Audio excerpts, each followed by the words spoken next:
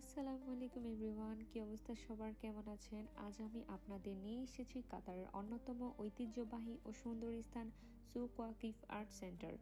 সুক Waqif নামটি আমরা অনেকেই শুনেছি। এটা কাতারের ঐতিহ্যবাহী সংস্কৃতি, স্থাপত্য, খাবার ও কেনাকাটার জন্য বিখ্যাত।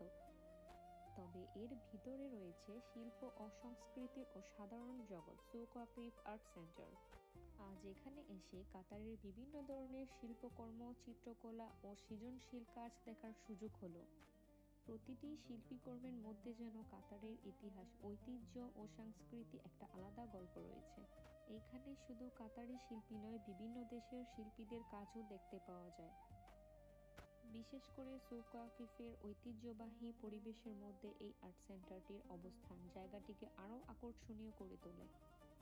আমি কাতার আসার পরে আমার অনেকবার সুক ওয়াকিফে যাওয়া হয়েছে, কিন্তু এইটা আমার চোখে আজকেই পড়েছে।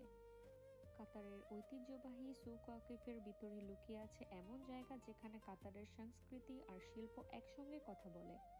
কাতারকে শুধু আধুনিক ভবন দিয়ে চিনলে হবে না, এর আসল সৌন্দর্য লুকিয়ে আছে এর সংস্কৃতি, ঐতিহ্য আর শিল্পীর মাধ্যমে।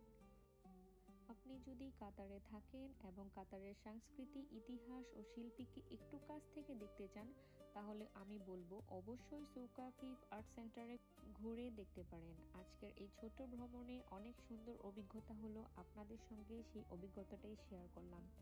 সবাইকে অনেক অনেক ধন্যবাদ, ভালো থাকবেন, আল্লাহ হাফিজ।